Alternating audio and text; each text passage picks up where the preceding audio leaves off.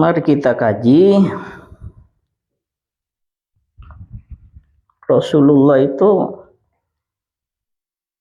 memang lemah lembut, tidak moro-moro diajarin keras, tidak. Kalau sudah ada perjanjian, kalau ada perjanjian terhadap kaum dan Nabi Muhammad dan kaumnya Nabi Muhammad di Madinah, akad damai, kafir Mekah akad damai ya, Rasulullah akad damai dengan hilal atau perorangan, atau kepada perorangan. Rasulullah itu akad damai dengan Hilal ibni Uwaimir al-Aslami.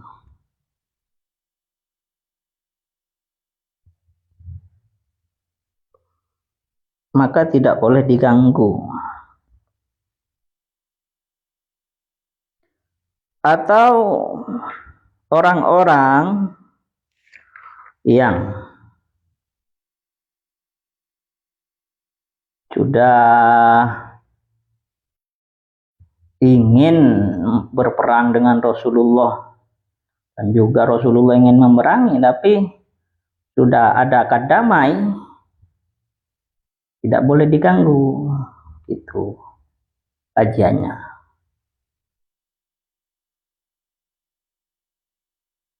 Menurut kitab tafsir Jalalain, mumsikina angkita likum wa kita lihim, sama-sama sudah menahan, tidak memerangi, dan Rasulullah sudah berjanji tidak akan memerangi terhadap Hilal bin Uwaimir al-Aslami, maka tidak boleh diganggu dengan ditahan, dan juga tidak boleh diganggu orang kafir Arab itu dengan dibunuh. Tapi pengertian seperti itu tidak berlaku lagi karena sudah dihapus dengan pengertian ayat perang. Ayat perang itu memerintahkan perang terhadap orang musyrik yang melanggar perjanjian di Mekah. Jadi yang dimaksud di sini orang musyrik yang melakukan perjanjian di Mekah, perangi. Bukan untuk semua non-muslim diperangi, tidak. Karena perintahnya di ayat Saif itu, fa'idan salahul ashurul hurumu faktuluhum haitsu wajadtumuhum wa khuduhum wahsuruhum waq'udulahum kulla marsad. Kalau sudah selesai bulan yang dimuliakan Allah, Rajab sudah selesai, sudah masuk Sya'ban umpamanya, atau Dzulqa'dah, Dzulhijjah, Muharram selesai, sudah masuk Safar umpamanya, perangilah.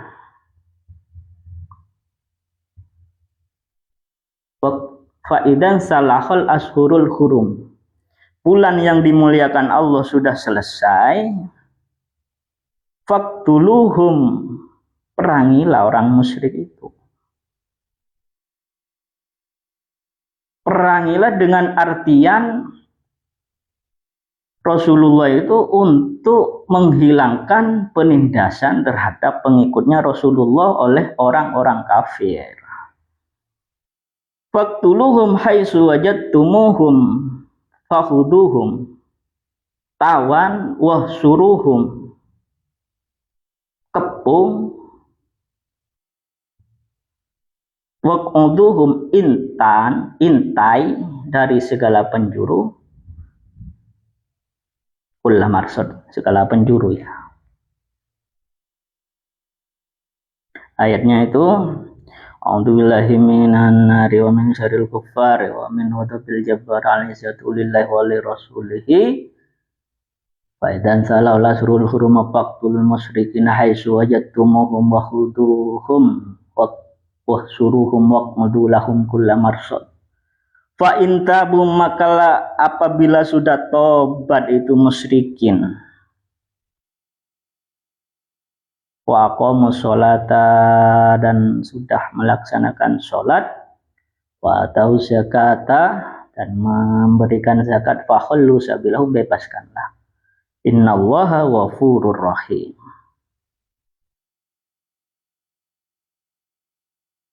Karena Allah Maha Pengampun. Pemirsa yang dirahmatin Allah, sholat itu ada gunanya di dalam hal ini. Orang musyrik kalau sudah sholat berarti gak musyrik, sudah masuk Islam. Kalau orang Islam tidak sholat, ya belum musyrik.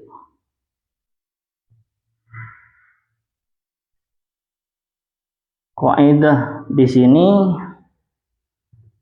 berlaku umum sebenarnya, ayat yang dihapus, tapi ayat yang tidak dihapus itu, yang menghapus, ayat yang dihapus berlaku khusus ya kepada Hilal bin Uwaimir atau orang kafir Mekah. Tapi ayat yang menghapus pemahaman ayat ini berlaku umum. Jadi kalau ada orang tidak sholat, itu tanda-tandanya musyrik. Tanda-tandanya syirik kepada Allah itu tidak sholat. Coba lihat orang yang syirik, yang musyrik di sekitar kita, yang tidak beragama Islam atau di jauh sana, itu rata-rata tidak sholat seperti kita. Kalau tidak sholat, tidak pernah melaksanakan atau memperkokoh agama. Karena kalau langit, para pemirsa, itu ada tiangnya, tempat tiang yang kokoh. Kalau agama itu ada tiangnya, sholat.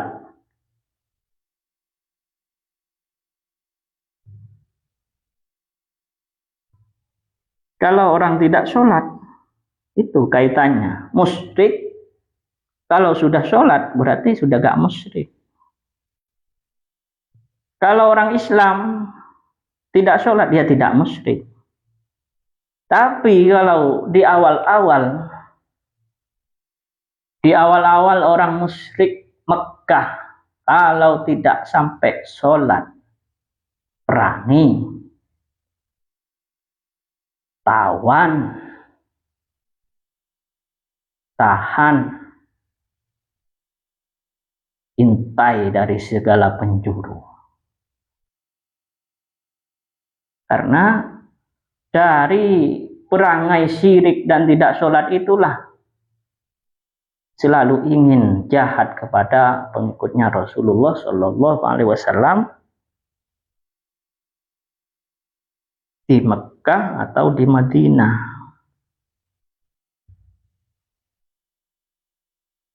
Saya menggunakan secara umum ayat yang menusah. Orang syirik tandanya tidak sholat. Lihatlah di sekitar kita orang syirik itu tidak sholat. Di jauh sana tidak sholat.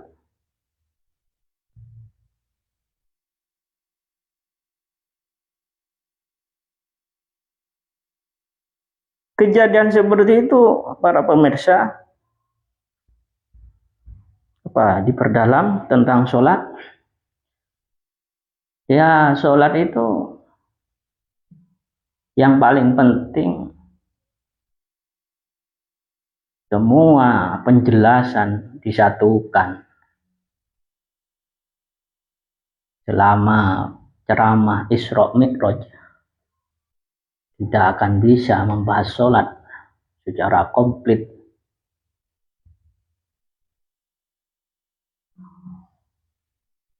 Karena pasti ada keistimewaan yang tersirat di dalam sholat, sehingga kalau membahas Isra Mi'raj masih sepenggal-penggal dari sisi perintah sholatnya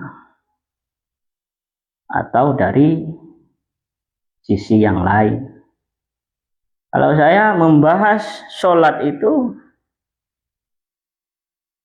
karena tidak akan mampu membahas sholat seutuhnya, kecuali Imam Ghazali di kitab Ihya Ulumuddin itu menjelaskan sholat banyak sekali dan bisa masuk akal kalau penjelasannya Al-Ghazali. Kalau penjelasan kita durasi 1 jam umpamanya menjelaskan sholat itu masih kurang. Cuman menjelaskan dari satu aspek saja, tidak fokus kemana-mana pembahasannya. Apa yang kita dapat dengan penjelasan Isra Mi'raj sholat? Contohnya, umpamanya saya menjelaskan, ini contohnya sepenggal ya. Saya menjelaskan Isra Mi'raj, menarik di dalam sholat itu di at-tahiyat. Kata Gus Baha itu dijelaskan bahwasanya di hadis disebutkan malaikat Jibril ikut Rasulullah ketika mau ketemu Allah Subhanahu wa ta'ala. Ternyata tidak mampu. Bukan kapasitas malaikat Jibril bertemu dengan Allah Subhanahu wa ta'ala. Makanya nyorot, mundur. Malaikat Jibril itu mundur, mengatakan bukan level saya ya Muhammad. Bukan makom saya bertemu dengan Allah secara langsung. Mundur malaikat Jibril itu. Nabi Muhammad bilang salam. Tidak dijawab oleh Allah. Baru setelah at-tahiyatul mubarakatus sholawatut thayyibatulillah, baru dijawab assalamu alaika ayyuhan nabi. Ya sudah. Assalamu alaina, dan dimintakan oleh Rasulullah keselamatan dari Allah kepada ibadillahis sholihin.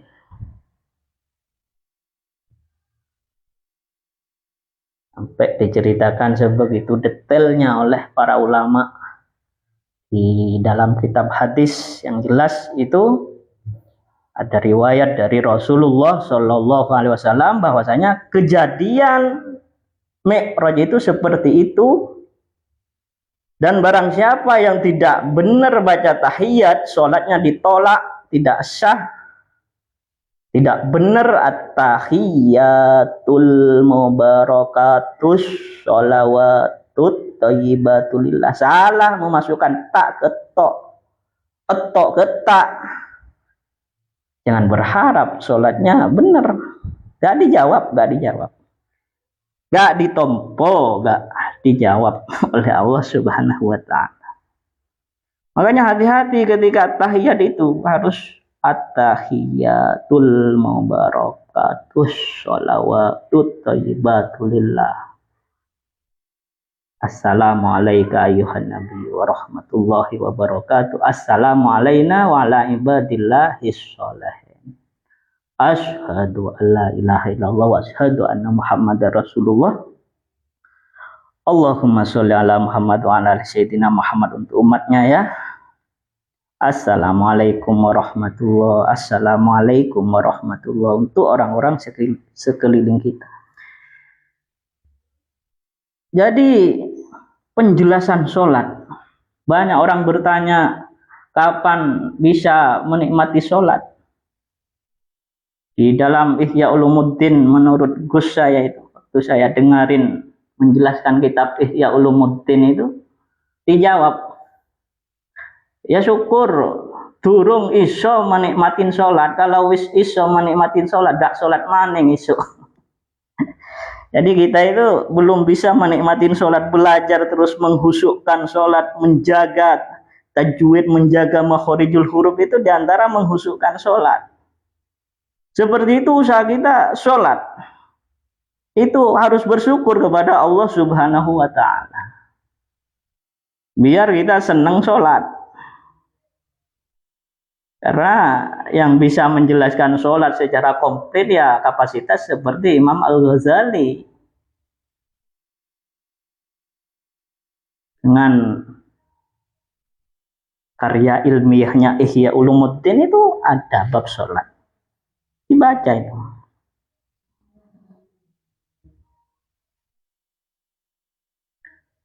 Itu dalam sisi salat saya cuman bisa membahas at-tahiyatnya saja. Ada yang menjelaskan prosesnya ya. Sudah dicampur dengan hal lain. Apa yang kita bisa ambil faidah dari Isra Mi'raj kalau selingannya terlalu banyak? Iya kan?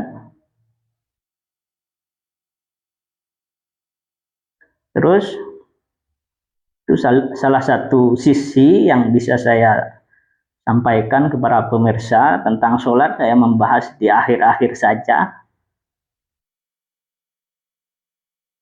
Referensinya hadis, referensinya Ihya Ulumuddin.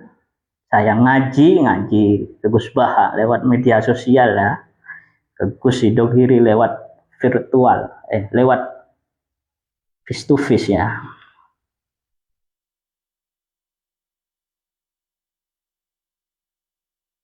Maka orang musyrik yang tidak sholat bunuh saja sudah. Kalau tidak sholat itu musyrik. Kalau Islam belum sholat ya gak musyrik. Kalau musyrik tanda-tandanya tidak sholat.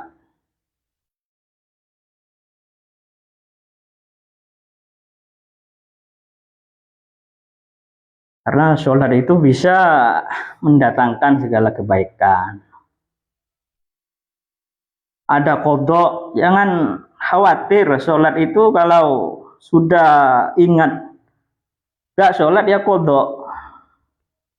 Karena Rasulullah itu pernah sholat subuh kodok.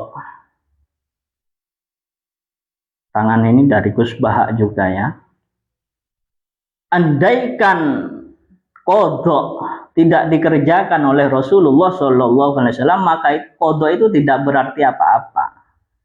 Karena sudah keluar dari waktunya. Akan tetapi karena Rasulullah pernah mengerjakan kodok dengan sahabat Bilal, maka kodok itu masih ada gunanya. Kalau ingat sering tidak sholat, kodok solusinya. Nyaur utang. Yen wis wong seneng nyaur utang uripi utang sing panas ya. Sing panas tenan disauri ya sholat iku. Sholat itu termasuk utang yang panas yang harus segera disahurin, dibayar. Sampai di hukum fikih, kalau tidur tidak niat azam, tidak niat saya sholat nanti, saya tidur dulu, itu tidak boleh tidur, harus sholat dulu. Terus di fikih dibahas lagi, kalau sholatnya disebabkan tidur, segera qodok sholat. Setelah bangun, ternyata lewat waktu, qodok sholat. Berharga qodok itu seperti orang yang membayar hutang panas ditagih oleh tonggoy.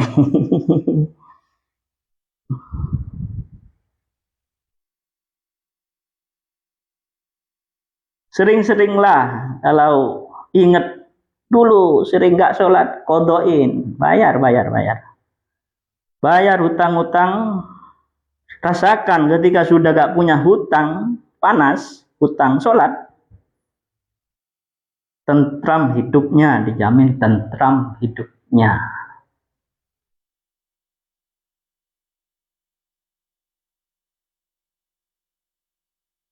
Ini masih sepenggal-penggal tentang sholat.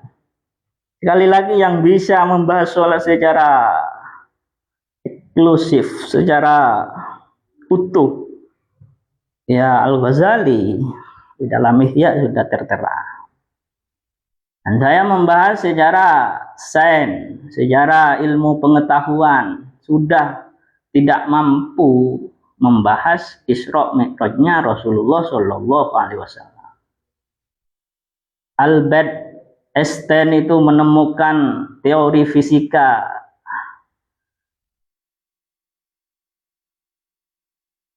kecepatan cahaya. Itu namanya teori fisikanya relativitasi khusus kecepatan cahaya. Disampaikan oleh dosen pengampu ilmu fisika Surabaya, diukur dengan penemuan Albert Einstein dengan kecepatan cahaya. Tidak masuk akal, tidak bisa. Relativitasi khusus fisika, karena cuman kecepatan cahaya itu 4 miliar setiap 1 jamnya ya. Terus 299 sekian. Dan permasalahannya, Isra Mi'rajnya Rasulullah itu sudah di atas teori fisika, sains, ilmu pengetahuan, relativitasi khusus itu. Orang ketika cepat seperti cepatnya cahaya, maka akan lambat, tubuhnya akan rusak. Tidak mungkin Rasulullah keluar dari atmosfer bumi ini dalam keadaan sehat walafiat. Menurut teorinya kecepatan cahaya Albert Einstein. Dan perjalanan Masjidil Haram ke Baitul Maqdis, Masjidil Aqsa, yang sebenarnya diberkahin oleh Allah untuk menunjukkan kekuasaan Allah kepada orang kala itu dan kita semua saat ini, berhari-hari. Ternyata Rasulullah Shallallahu Alaihi Wasallam dalam Isra Mi'raj itu dalam 1 malam sebentar. Tidak masuk akal kalau tidak iman. Kalau tidak iman dengan mukjizat dari Allah Subhanahu wa taala. Sampai diceritakan kan tempat duduknya Rasulullah masih hangat. Di situ diceritakan juga Sayyidina Abu Bakar langsung percaya. Ya, Rasulullah itu Isra Mi'raj sungguh. Karena Rasulullah bisa menceritakan apa yang terjadi.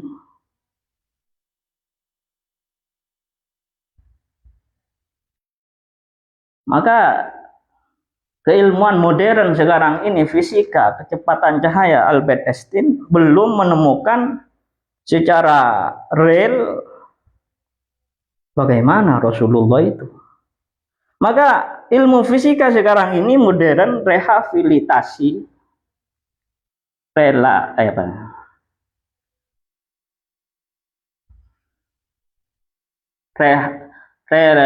rehabilitasi apa ya? Khusus itu sudah tidak bisa menjawab. Ada teori fisika umum, teori fisika khusus kecepatan cahaya tidak bisa menjawab. Teori fisika umum itu sudah dicanangkan oleh dosen pengajar fisika di Sekolah Tinggi Surabaya, rehabilitasi umum tadi yang khusus sudah gak bisa, yang mukjizat mau diukur kemampuan manusia gak bisa. Tapi setelah ditanya bagaimana teori rehabilitasi umum itu, ya itu belum bisa dijelaskan. Karena rehabilitasi umum itu menjelaskan lengkungan bumi ini ke Baitul Maqdis, ke Masjidil Aqsa itu langsung ke Sidratil Muntaha, itu lengkungan. Kita hidup di zaman, di masa di mana dengan kekuatan Allah Subhanahu wa taala bisa sampai ke sana. Langit ketujuh, langit pertama, kedua, ketiga, keempat, kelima, keenam, ketujuh itu bisa sampai ke sana, itu di atas. Caranya ya pakai teori fisika rehabilitasi relativis. Apa? Saya kurang ahli ya kalau fisika. Intinya carilah teori yang lebih cepat dari kecepatan cahaya. Itu tantangan kepada cendekiawan muslim. Jika bisa menjelaskan teori itu, maka cendekiawan muslim sudah menemukan teori Isra Mi'rajnya Rasulullah melebihi teori yang ditemukan oleh Albert Einstein. Silahkan komunikasi dengan kampus Surabaya sana, cari dosen fisikanya siapa. Itulah para pemirsa keistimewaan oleh sholat ini yang dibawa oleh Rasulullah. Ketika orang iman tidak syirik, ya sholat. Orang syirik saja, kalau sudah sholat, terimalah tobatnya. Sekarang pertanyaannya, orang muslim tapi tidak sholat, tidak bisa dihukumi syirik karena masih iman, bersyahadat. Itu kan sangat tidak paham bahwasanya sebenarnya dibiarin oleh Allah karena innallaha ghafurur rahim. Kalau orang musyrik saja setelah bulan yang dimuliakan Allah sudah habis, faqtuluhum haitsu wajadtumuhum, bunuhlah, perangilah dimanapun berada, termasuk kafir Mekah yang yang sudah mengkhianati janji perdamaian dengan engkau Muhammad. Wahuduhum wahsuruhum, tahan dan kepung, waqudulahum kullamarsad, intai. Sekarang dikembangkan menjadi ilmu agen rahasia. Agen rahasia itu tugasnya, kalau suatu negara kacau balau, ternyata tidak terjadi kacau balau, agen rahasianya sukses itu.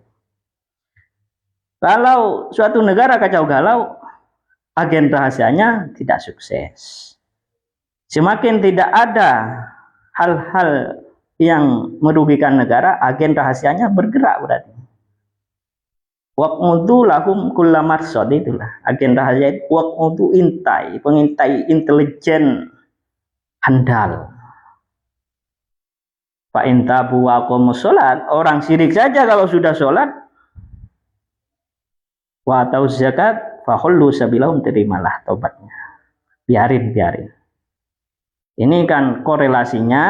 Ayat ini menjelaskan secara khusus pertamanya, tapi ditiadakan pengertian secara khusus itu dinasih, dibuang dengan ayat yang umum pengertiannya. Dan saya sudah masuk tadi, dan keterangan saya dari awal itu buatlah catatan kaki untuk ayat ini. Saya tidak menafsiri, cuman memberi catatan kaki.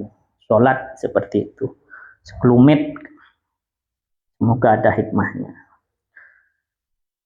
Kembali ke tafsir Jalalain lagi, bahwasanya ketika ada seperti hilal Al-Uwaimir, anak lakinya Uwaimir, dan orang-orang yang datang kepada Rasulullah sudah menahan, tidak ingin berperang dengan Rasulullah. Rasulullah dan kaumnya juga menahan tidak memerangi mereka, maka tidak boleh diganggu oleh Rasulullah. Tapi karena ada indikator yang lain, kalau sudah selesai bulan Rajab, perangi, bunuh, intai. Saban Ramadan perang nggak apa-apa. Syawal, Dzulqa'dah, Dzulhijjah, Muharram dilarang. Dzulqa'dah, Dzulhijjah itu dilarang perang, Muharram dilarang. Setelah itu, kecuali menyerang duluan orang kafir, boleh diserang. Dijelaskan oleh Allah Subhanahu wa taala di dalam ayat ini bahwasanya terjadi hal negosiasi Rasulullah dengan perseorangan kafir Mekah dan juga golongan orang kafir Mekah. Andaikan walau sya'allahu taslitahum alaikum, andaikan Rasulullah tidak dibela oleh Allah, bisa kalah dengan orang Arab itu, dengan kafir Mekah itu. Bisa lah sallatahum alaikum, menguasai dari segala lidi, karena masih dikejar. Ke Madinah Rasulullah dikejar, diembargo. Setelah pendukung utamanya Abu Thalib, Sayyidah Khadijah meninggal, diembargo Rasulullah SAW. Oleh Allah dipanggil untuk menang lagi, diberi perintah sholat Isra Mi'raj. Semakin jelas bahwasanya kafir Mekah tidak bisa menguasai Rasulullah SAW. Awal-awal itu perang dari 2 Hijriah ya.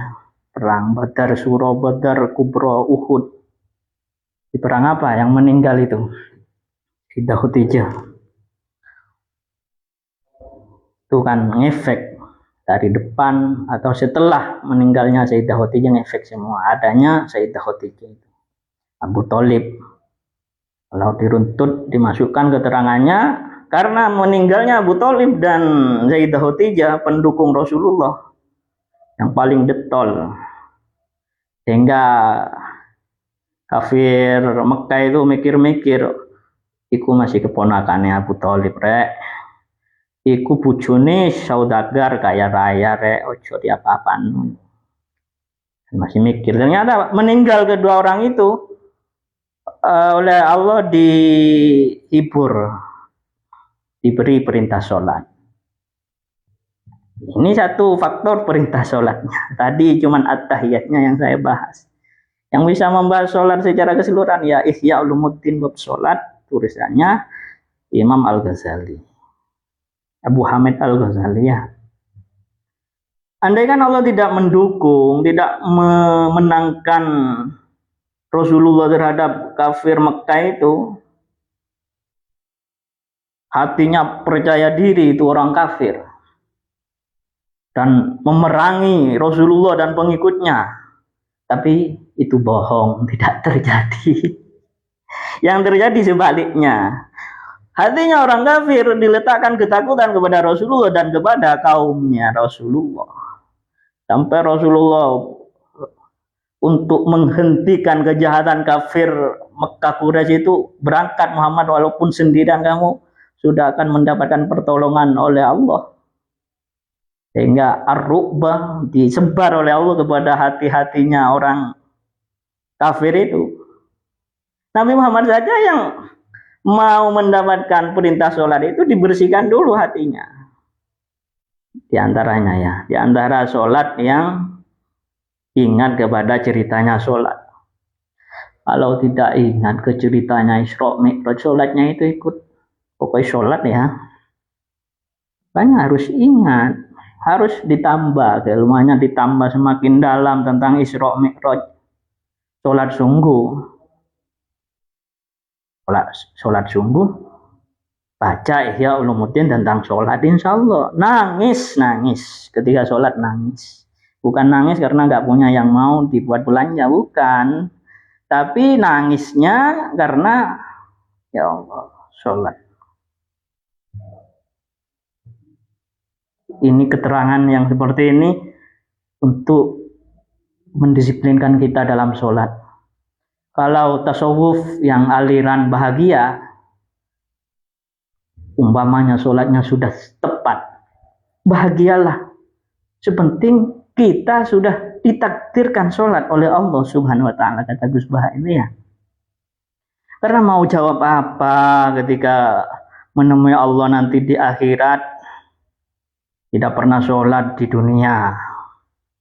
Maka orang yang sholat, sepenting pernah sholat saja. Duhur sholat, asar sholat, maghrib sholat, isya, subuh, maghrib, asar ya, sholat selamanya, tidak ada yang bolong. Kalau ada yang bolong kodok, itu aman nanti. Sepenting sudah ditakdirkan seperti itu, sudah bersyukur. Ingatlah, andaikan Rasulullah Shallallahu Alaihi Wasallam tidak didekeng oleh Allah, tidak dibela oleh Allah, tidak ada ceritanya menang terhadap kafir Mekah itu. Terus ayatnya fa'ini tazalukum. Kalau sudah begitu, ahli kafir Mekah sudah tidak menyerang kepada Nabi Muhammad dan sudah ingin berjanji damai, falam yuqatilukum walqau ilaikum assalama, mau damai, ingkotu, ikutin saja. Ini Rasulullah Shallallahu Alaihi Wasallam itu lemah lembut. Fama ja'alallahu lakum alaihim sabila. Maka kalau sudah terjadi perjanjian damai, tidak boleh diganggu orang kafir itu, karena sudah tidak menyerang dan tidak memerangi, tidak boleh ditangkap dan juga tidak boleh dibunuh. Ayat ini dijelaskan, pertama kalau ada yang seperti itu tetap waspada, bunuh. Tapi kalau perdamaiannya dikerjakan sungguh, gak boleh diganggu. Siapa tahu dapat hidayah seperti Abu Sufyan, masuk Islam, kerjanya sholat, bayar zakat nantinya. Innallaha ghafurur rahim. Allah Maha Pengasih. Gak boleh diganggu.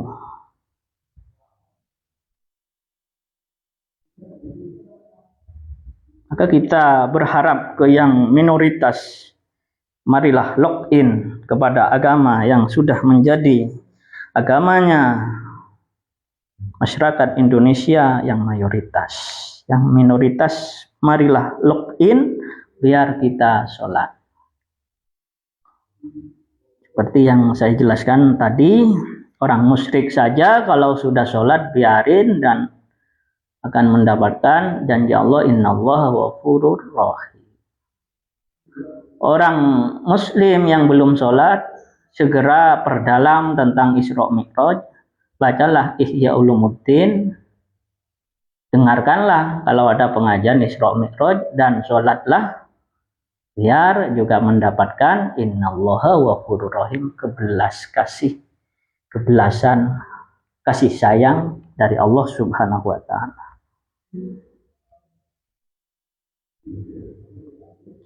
Itu ceritanya seperti itu para pemirsa. Artinya ada ayat yang dimansuh dengan pengertian yang berbeda. Tapi kalau ternyata yang dimansuh itu khusus hilal atau jaukum orang-orang yang datang.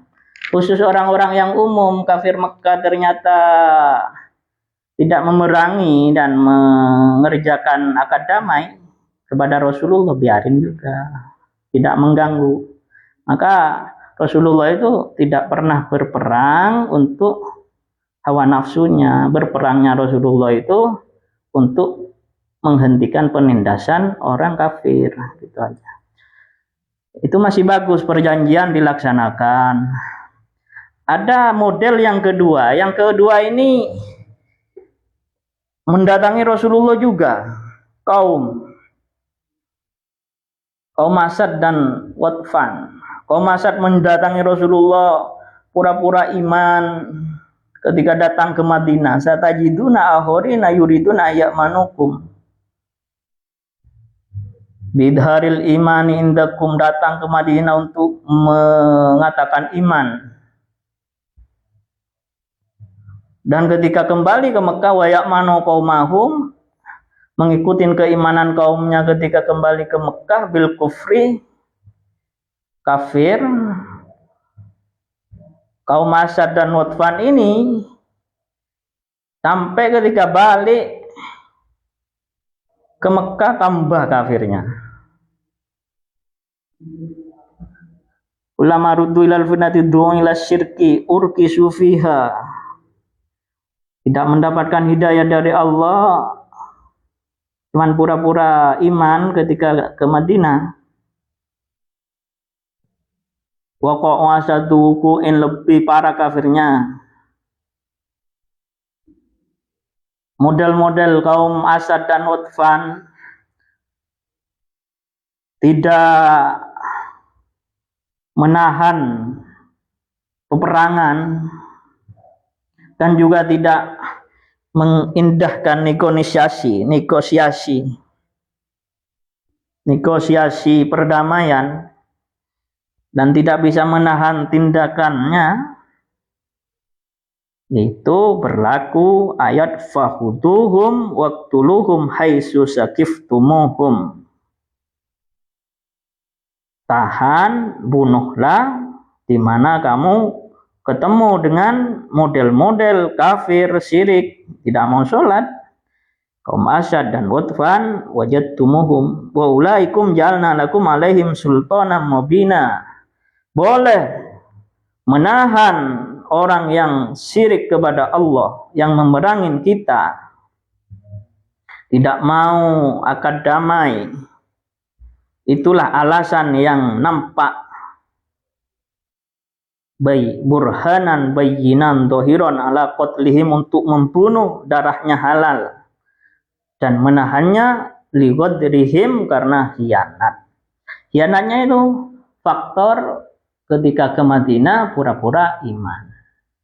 Kalau disimpulkan kajian saya pada malam hari ini, kesimpulannya ya ayat itu ada yang dimansuh pemahamannya.